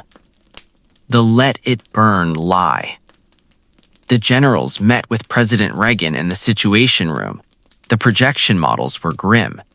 If the wind shifts east, the lead scientist explained, the spores will hit the Great Plains. They will convert the Corn Belt in 3 weeks. We will face global famine, then mass extinction. How do we kill it? Reagan asked. Heat, the scientist replied. Extreme heat. The silica bonds break down at temperatures above 800 degrees. We can't just spray it with fungicide. We have to burn it out. They couldn't just drop a nuke. A nuclear explosion would scatter the spores into the stratosphere, infecting the whole planet. They needed a sustained, crawling heat. They needed a forest fire. This is the origin of the controversy over the Let It Burn policy. Publicly, the Park Service said they were letting nature take its course to clear out dead wood. In reality, they were allowing the fires to build intensity. They needed a firestorm. They needed the forest to get hot enough to act as a kiln. The ignition. The fire started in late June and early July. Some were lightning, some were accidents by woodcutters. But the major fires, the North Fork Fire, the Hell Roaring Fire, were ignited by Black Ops teams using magnesium flares. They started the fires in a ring pattern, attempting to encircle the infection zones. They were building a wall of fire to trap the spores. But the entity beneath the ground fought back. As the fires raged, the Subterraneans manipulated the microclimate. They vented cold gas from the fumaroles. They shifted the winds. They tried to blow the spores through the gaps in the flame wall. This led to the chaotic behavior of the fires. Firefighters on the ground reported flames that moved against the wind. They saw fire whirls, tornadoes of flame that seemed to hunt them. The spore walkers. By August, the situation was critical. The fire had merged into massive complexes. The sky was black at noon. The 25,000 firefighters brought in from all over the country thought they were fighting a forest fire. They were actually the infantry in a biological war. The frontline troops, the elite hotshots, and the U.S. Army battalion sent to assist saw things in the smoke that didn't make the evening news. They saw the spore walkers. The infection had jumped from trees to the wildlife. Imagine a grizzly bear, usually a terrifying apex predator. Now imagine it missing patches of fur, its skin replaced by shimmering black crystals. Imagine it has no eyes, only glowing violet pits. It doesn't run from the fire. It walks through it. The silica armor made the infected animals resistant to heat. They acted as carriers, trying to break through the fire lines to carry the spores to safety. Soldiers reported herds of crystal elk charging the bulldozer lines. They had to use 50 caliber machine guns to put them down. The official reports listed these incidents as culling distressed wildlife. But the most terrifying encounter happened on Black Saturday. Black Saturday, August 20th, 1988. This is the day the park almost died. High winds pushed the fires into a firestorm that consumed 150,000 acres in a single day. The fire threatened the Old Faithful Inn, the historic wooden hotel at the center of the park. The media reported a heroic stand by firefighters to save the building. They sprayed the roof with water, they cleared the brush. But the true battle of Old Faithful comes from the Shadow Dossier. The geyser basin was ground zero. The Old Faithful vent was the primary source of the spore release. The entity was trying to push a massive cloud of contagion out of the vent, using the steam pressure as a delivery system. The military established a perimeter around the inn. They weren't just protecting the hotel, they were protecting the scalar array they had set up on the roof. They had brought in directed energy weapons, massive microwave emitters disguised as satellite trucks. Their goal was to fire a concentrated beam into the throat of Old Faithful to boil the spores before they ejected. At 1 p.m., the wind shifted. The sky turned a bruised purple, the color of the spore cloud mixing with the smoke. From the geyser basin emerged a legion. It wasn't animals this time. It was the calcified figures from 1886, reanimated by the black mycelium. The ancient dead, encased in travertine and fungus, rose from the thermal pools. They marched toward the fire lines, trying to destroy the microwave emitters. The Battle of Old Faithful was a nightmare of fire and ash. The firefighters used flamethrowers. They realized that while the crystal armor stopped bullets, extreme localized heat caused the entities to shatter. "Burn them," the commander screamed over the radio. "Don't let them touch you." Civilians were evacuated screaming as the woods exploded around them. They thought the screaming was the wind. It was the entities dying. At the climax of the battle, the microwave array on the roof of the inn fired. An invisible beam of high-frequency energy struck the geyser cone just as it erupted. The result was a steam explosion. The water turns to plasma. The shockwave knocked the firefighters off their feet. It blew the windows out of the inn. But it worked. The superheated steam sterilized the vent. The black cloud turned white. The spores were cooked instantly. The spore walkers collapsed, their connection to the hive mind severed by the disruption of the signal. They crumbled into piles of black dust. The snow of salvation. The fire continued to burn for another month, but the biological threat was neutralized. The containment had held. Then, in September, the weather changed. Snow fell. It was the first snow of the season, but to the exhausted men on the fire line, it felt like a miracle. It smothered the flames. It washed the ash from the air. But the snow was gray. It was mixed with the particulate matter of the incinerated spores. The government declared victory. The media moved on. The park was blackened, scarred, and ugly, but the regeneration was miraculous. In the years following 1988, the forest grew back at an impossible rate. The lodgepole pines of Yellowstone have serotinous cones. They only open to release seeds in the presence of intense heat.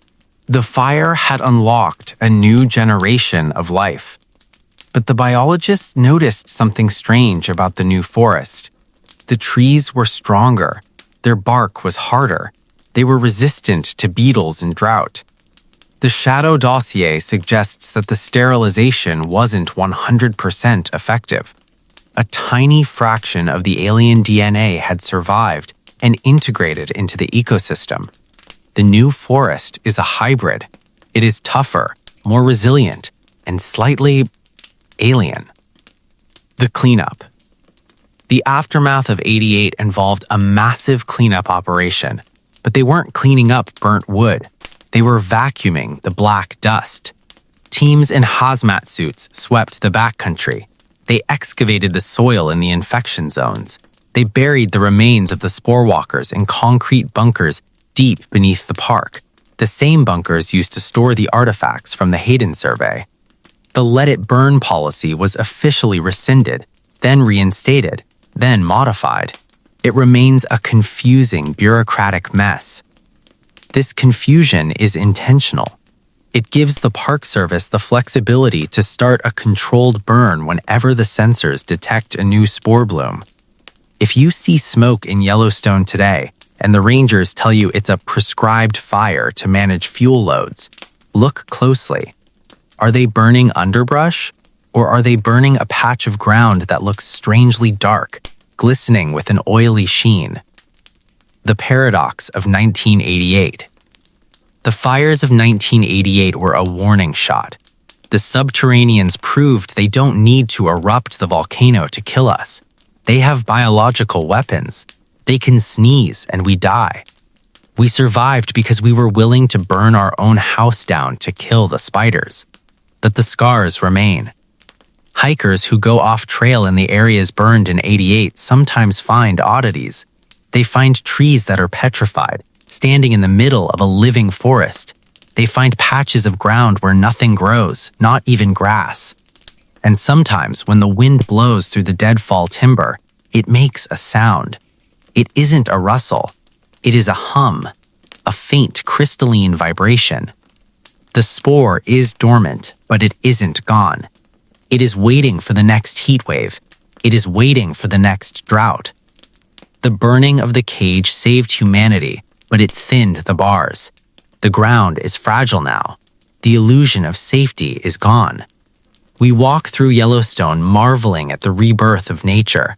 We don't realize we are walking through a laboratory that was sanitized with a flamethrower.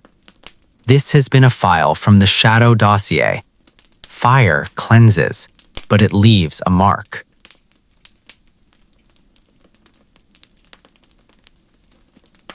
In the southwest corner of Yellowstone National Park, there is a strip of land that spans roughly 50 square miles. It is a remote, swampy wilderness known as the Bachelor region. It is beautiful, isolated, and accessible only by difficult trails. But to legal scholars and constitutional lawyers, this strip of land is a nightmare. It is known as the Zone of Death. Due to a bizarre drafting error in the United States Constitution and the documents admitting Idaho and Wyoming into the Union, this area exists in a judicial void. The park is under the federal jurisdiction of the District of Wyoming, but this specific land sits physically within the state of Idaho. The Sixth Amendment guarantees a criminal defendant the right to a trial by a jury from the state and district where the crime was committed. Here is the problem. The district is Wyoming. The state is Idaho. To form a constitutional jury, the court would need to summon jurors who live in the Idaho portion of Yellowstone National Park. But no one lives there. The population is 0. Therefore, according to the letter of the law, a jury cannot be formed. If you commit a crime in the zone of death, even murder, you cannot be tried. You can walk free. For 20 years, law professors have petitioned Congress to fix this loophole. It would take a simple signature, a one-page bill, but Congress has refused. Every time the bill comes up, it dies in committee. It is blocked by the Department of Justice and the Department of Defense. We are told this is just bureaucratic inertia, but the Shadow Dossier reveals the truth. The loophole is not an error, it is infrastructure. The Zone of Death is a federally sanctioned disposal site. It is the place where the United States government eliminates the loose ends of the Yellowstone Paradox. And that loose ends are usually the people who have seen the gray giants walking in the steam. The Phantom of the Bachelor. The year is 2005. The era of the digital camera is dawning. Digital cameras are everywhere. The secrecy that the government maintained during the days of Colter and Hayden is becoming impossible to enforce. In July of 2005, a group of 4 hikers, technical backcountry enthusiasts, ventured into the Bachelor region. They were looking for Mr. Bubbles, a famous thermal feature. They planned to camp illegally, off-trail, deep in the heavy timber. Among them was a man named Eric Sondra. He carried a high-end digital camcorder. On the second night, the fog rolled in. It wasn't normal fog. It was heavy, smelling of ozone and wet ash. The temperature dropped 20 degrees in minutes. Eric woke up to a sound. It was the sound of a heavy, rhythmic impact. Thud, thud, thud, like a pile driver hitting the soft earth. He unzipped the tent. He turned on his camera. Through the night vision mode, grainy and green, he saw them. Walking through the swamp were 3 figures. They were massive, at least 9 feet tall. They were humanoid, but their proportions were wrong. Their arms were too long, reaching down past their knees. Their skin was the color of slate, smooth and hairless. They didn't wear clothes. They wore harnesses made of a shimmering, translucent material. They were the Gray Giants, the Subterraneans, the architects of the engine. They weren't just walking. They were carrying something. Slung between them in a net made of laser light was a bison, but the bison wasn't moving. It was floating, and trailing behind them, tethered by an invisible leash, were others, smaller figures, humans. Eric zoomed in. He saw the faces of people who had been reported missing from the park weeks earlier. They looked dazed, walking in a trance, their eyes glowing with a faint violet light. They were being harvested. The Treaty of 1903 was still in effect. The tribute was being collected. Eric gasped. The sound was enough. One of the giants stopped. It turned its head. It didn't have eyes in a traditional sense. It had a sensor strip across its face. The strip flared red. The camera glitching. The tape ended. The cleanup crew. The next morning, the hikers didn't hike out. They were intercepted. They hadn't even reached the trailhead when a helicopter appeared. It was black, unmarked and silent, using whisper mode rotor technology. Men in tactical gear rappellooned down. They weren't park rangers. They wore patches that simply said DOIOG, Department of Interior, Office of Investigation General, but their weapons were military grade. This was Task Force 88, the specialized Black Ops unit assigned to the Yellowstone Quarantine. They rounded up the hikers. They confiscated the camera. Usually, in a situation like this, the government would use intimidation. They would threaten the witnesses with prison, force them to sign NDAs, and release them. That works in the civilized world. But Eric Sondra had seen too much. He had footage of the giants taking humans. If that footage leaked, the panic would be global. The commander of the unit, a man known in the files only as Agent Silas, made a call to Washington. "We have a level 5 exposure. 4 subjects. Hard evidence captured." The voice on the other end was cold. "Are you in the Bachelor sector?" "Affirmative." "Is the solution localized?" "Affirmative." Execute Protocol 0. You are in the zone. The hikers were confused. They thought they were being arrested for camping without a permit. They were kneeling in the mud, hands zip-tied. "You can't do this," Eric shouted. "I have rights. I want a lawyer." Agent Silas looked at him with a pity that was more terrifying than anger. "You are in the zone of death, Mr. Sondra," Silas said. "Here, the Constitution as a blind spot. Here, there are no juries. There are no trials. There is only the necessity of the state." Silas didn't pull a trigger. That would be messy. That would leave ballistics. Instead, the soldiers injected the hikers with a sedative, a high-dose ketamine compound. The hikers slumped into unconsciousness. Then the soldiers picked them up. They carried them deeper into the swamp toward a specific thermal feature known as the throat, the disposal method. The throat is a mud pot, but it is unique. It connects directly to the magma feeding system of the engine. It is a biological recycler. The soldiers stripped the hikers of their gear. They burned the clothes, the IDs, the camera. Then they fed the bodies to the mud. As the bodies sank into the boiling gray slurry, the mud didn't just bubble. It reacted. It foamed. The enzymes in the alien mud broke down the organic matter in seconds, dissolving bones and teeth, leaving absolutely no trace. The hikers were listed as missing, presumed dead. cause, drowning, or bear attack. The search for them was cursory. The rangers knew not to look too hard in the Beckler region. But why did Agent Silas say, "You are in the zone"? Because the legal loophole isn't just a defense for murder, it is a shield for the soldiers. The men of Task Force 88 are human. They have consciences. To get them to execute innocent civilians, American citizens, the government needed to provide them with a psychological and legal safety net.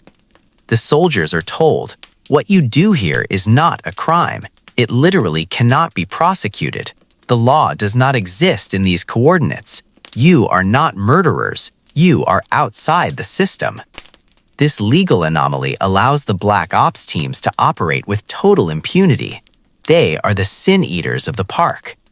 The Belderain Incident. The government nearly lost the zone in 2005. A poacher named Michael Belderain illegally shot an elk in the zone of death. He was caught. A keen-eyed defense attorney realized the location and filed a motion to dismiss the charges, citing the Sixth Amendment loophole. The Department of Justice panicked. If the judge ruled that Belderain could not be tried, the loophole would be public knowledge. It would be validated by a court. The zone of death would become a tourist attraction for serial killers. But worse, it would draw attention to the Beckler region. It would bring reporters. It would bring scrutiny to the disposal site. The prosecutors offered Belderain a deal that was too good to be true, a plea bargain that let him walk with a slap on the wrist, on the condition that he never appeal the constitutional issue. They bought his silence. The judge, briefed by the National Security Council, accepted the plea instantly. The loophole remained untested. The door remained closed. The expansion of the zone. In recent years, the activity in the zone of death has increased. The gray giants are no longer staying in the deep timber. They are becoming bold. In 2016, a drone flew over the Beckler region. It captured footage of a massive swath of trees that had been flattened, not blown down by wind, but crushed, pressed into the mud as if a giant roller had gone over them. In the center of the crushed forest was a geometric pattern, a landing zone. The Shadow Dossier reveals that the Subterraneans are receiving visitors. Lights have been seen descending from the upper atmosphere, entering the steam clouds of the zone of death, and vanishing into the ground. These are not meteors, they are transport craft. The engine is receiving updates. The masters, the extraterrestrial species that originally built the machine, are returning to check on their investment. Task Force 88 has been reinforced. They now patrol the perimeter of the zone with thermal drones and seismic sensors. They aren't just catching hikers anymore. They are setting up a first line of defense against an invasion force that is staging in our own backyard. But the most disturbing development involves the hitchhikers. Sometimes the disposal process fails. Sometimes the bodies aren't fully dissolved. Or, more accurately, the spirit isn't dissolved. Campers near the boundary of the zone report hearing voices at night. They hear people screaming for help. They hear their names being called from the swamp. When they investigate, they find footprints, barefoot human footprints that start in the middle of a mudflat and end abruptly as if the person was snatched into the sky. These are the echoes, the psychic residue of the victims disposed of in the zone. The sheer volume of trauma, decades of executions, has thinned the veil between realities in that 50-square-mile strip. The zone of death is haunted, not by ghosts, but by the energetic imprints of the silenced. The warning signs. If you go to Yellowstone, you'll see warnings everywhere. Stay on the trail, bear country. But you won't see a sign for the zone of death. It isn't on the tourist map. But if you talk to the old-timers, the retired rangers who drink in the bars in West Yellowstone, they will give you advice. If you go to the Beckler, they will say, "Don't bring a camera." And if you see something gray moving in the trees, don't run. Just look down. Look at your boots. Pretend you didn't see it. Why? Because the giants operate on perception logic. If you see them, you become a part of the equation. You become a variable that needs to be removed. The legal loophole exists to protect the government, yes, but it also exists to protect you. By keeping the area a legal no man's land, by discouraging development and settlement, they are trying to keep the population away from the slaughterhouse. But the zone is expanding. The geological uplift, the swelling of the magma chamber, is shifting the boundaries of the park. The judicial district lines are fixed on paper, but the physical reality of the anomaly is growing. The influence of the gray giants is bleeding into the main park. Sightings have been reported near Old Faithful, near the chaotic parking lots of the Grand Canyon of the Yellowstone. Soon, the entire park may become a zone of death. And when the giants decide to walk in the daylight, no amount of legal maneuvering will save us. The Constitution stops at the border of the Beckler, but the monsters do not. This has been a file from the Shadow Dossier. Justice is blind, but the thing in the swamp sees everything. We have reached the end of the timeline. For 200 years, the United States government has fought a silent, desperate war to keep the lid on the Yellowstone caldera. From the moment John Colter ran naked from the Stonewalkers in 1809, to the blood-soaked treaty signed by Teddy Roosevelt, to the scorched earth policy of 1988, every action had one goal: containment. We were told Yellowstone was a park. We were told it was a place of natural wonder, a testament to the wild beauty of America. We were lied to. Yellowstone is not a park. It is a cage, and the prisoner inside has just snapped the lock. The events you are seeing on the news today, the road closures due to thermal damage, the erratic behavior of the geysers, the mass migration of the elk herds, these are not anomalies. They are the death rattle of the quarantine, the engine of extinction.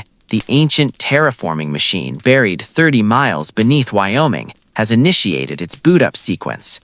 This is the story of the day the ground started rising and didn't stop. The inflation. It began with the GPS stations. The Plate Boundary Observatory manages hundreds of high-precision sensors across the park. They measure the rise and fall of the ground in millimeters. In the early 2000s, the ground rose by inches. In 2014, it melted the asphalt on Firehole Lake Drive. But in the present day, the data has gone vertical. The resurgent domes, the massive swells of land near Mallard Lake and Sour Creek, are inflating like lungs. The official USGS report says this is hydrothermal variability. The Shadow Dossier reveals the truth. The engine is expanding. The metallic carapace of the machine, dormant and cold for millennia, is heating up. As it heats, it expands. It is pushing the crust upward. The roads aren't just crocking. They are being pushed apart by the machinery underneath. Engineers sent to repair the roads report hearing sounds coming from the fissures. Not the hiss of steam, but the grinding of gears. Massive tectonic gears the size of cities turning in the deep dark. The steamboat signal. The most visible sign of the awakening is Steamboat Geyser. For decades, Steamboat was dormant. It would erupt maybe once every 50 years. It was a sleeping giant. But starting in 2018, Steamboat woke up. It began erupting weekly, then daily. It is currently throwing water 300 feet into the air with a violence that shakes the trees. Scientists say this is hydrothermal variability. The Shadow Dossier says it is a venting sequence. The Steamboat Geyser sits directly above the main exhaust port of the engine. The machine is purging its lines. It is blowing out the sediment in the calcified blockages of the last century. And the water isn't clean. Recent samples taken by covert biological teams show that the water from Steamboat contains trace amounts of non-terrestrial isotopes. It also contains biological matter, shredded bits of the black mycelium fungus that caused the crisis of 1988. The engine is cleaning its filters. It is preparing for full power operation. The Exodus. The animals knew first. In the weeks leading up to the current crisis, tourists began posting videos online. Videos of bison running down the highway, ignoring cars, ignoring people. Videos of wolves and bears running together, side by side, fleeing the center of the park. They aren't running from fire. They aren't running from predators. They are running from the frequency. The engine emits a low-frequency hum, the infrasound of God. It is below the range of human hearing, but animals can feel it. It vibrates in their marrow. It tells them one thing: the reset is coming. The birds have vanished. The skies over Yellowstone, usually filled with eagles and ravens, are empty. The silence in the backcountry is absolute, broken only by the rhythmic thumping of the ground. Thump, thump, thump. It sounds like a heartbeat. It is the fuel pumps of the engine coming online. The breakdown of reality. As the energy builds, the Roosevelt seal, the binding spell woven into the arch and the land itself, is fracturing. The barrier between our dimension and the hollow earth is thinning. Hikers in the backcountry are reporting hallucinations. They see the landscape shimmering, changing. For a split second, the pine trees disappear, replaced by towering fungal forests of violet and gray. They see the sky turn a sickly green. They are seeing the overlay. The engine is designed to terraform Earth. It overwrites the current reality with the blueprint of the ancients. The hallucinations are glimpses of the worlds the engine is trying to create, a world where humans cannot survive. Rangers have found hikers wandering in circles, speaking languages that don't exist. Their minds have been scrambled by the psychic radiation leaking from the cracks. The Midnight Meeting. 3 days ago, a secret meeting was held in the bunker beneath the Old Faithful Visitor Center. Attending were the director of the National Park Service, the Joint Chiefs of Staff, and the liaison from the shadow government, the inheritors of the Borglum Mandate. They looked at the data. The temperature in the magma chamber has exceeded the critical threshold. The pressure on the Old Faithful valve is at 150% capacity. The cooling system is gone, the lead geologist reported. His voice was shaking. The aquifer is dry. The engine has boiled it all off. There is nothing stopping the core from going supernova. Can we drill? A general asked. Like in '59, vent the pressure? If we drill now, the geologist said, we don't just wake the Leviathan, we unleash the pilot. They realized they had no options left. The Treaty of 1903 was void. The Subterraneans were no longer answering the communication drumming. They had sealed their tunnels. They were hunkering down for the blast. The order was given: Protocol Exodus. The park closes. Yesterday, the announcement was made. Yellowstone National Park is closed to all visitors due to unprecedented thermal activity and infrastructure damage. All entrances are barred. All campgrounds are evacuated. The media is reporting it as a precautionary measure. They are talking about road repairs. But look at the live feeds. Look at the webcams before they were cut. The roads aren't just damaged, they are guarded. The U.S. military has deployed the 1st Armored Division to the park boundaries. They aren't there to stop tourists. They are there to set up a containment line. They are setting up heavy artillery facing inward. They are expecting something to come out of the caldera. The breach. And now we are in the final hour. The ground at the Grand Prismatic Spring has begun to vitrify. The bacteria mats are burning. The water has turned black. From the center of the spring, a structure is rising. It is the spire, the central control rod of the engine. It is made of that same black metal found at Hoover Dam, but it is massive. It towers 500 feet over the Midway Geyser Basin. It is pulsing with violet light. The gray giants, the entities from the zone of death, have been seen moving in the open. They are gathering at the base of the spire. They aren't hiding anymore. They are waiting for their orders. The supervolcano is not going to erupt in the traditional sense. There will be no ash cloud. There will be no lava flow. The eruption will be a scalar pulse. The engine is going to fire a wave of energy that will rewrite the atomic structure of the North American continent. It is going to glass the surface. It will wipe the slate clean to build a new home for the masters. The final transmission. We are receiving a signal. The Shadow Dossier has intercepted a transmission coming from the spire. It is being broadcast on all frequencies, but it is encrypted in a mathematical language based on the geometry of the stars. Our analysts have decrypted a fragment. It is not a declaration of war. It is a status update. Cycle complete. Incubation period ended. Harvest imminent. We are the crop, and the season is over. The military is preparing to use the nuclear option. They have planted tactical nukes along the fault lines, hoping to collapse the caldera inward to bury the machine before it can fire. It's a suicide play.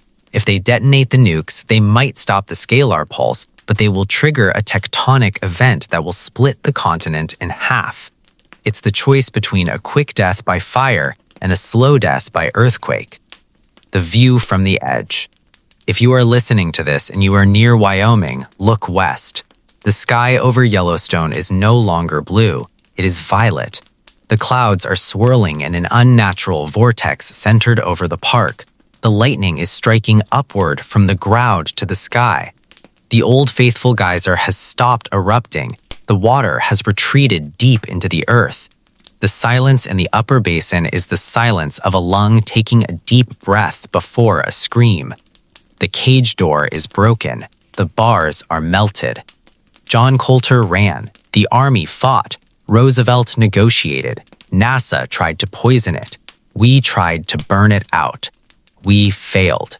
The Yellowstone Paradox is resolved. We thought we were protecting a park. We were guarding a womb, and the thing inside is being born. Get to high ground. Get away from the fault lines. And if you see the violet light, close your eyes. Do not let the engine perceive you. This is the final broadcast of the Shadow Dossier. The file is closed. The timeline is ending. Good luck.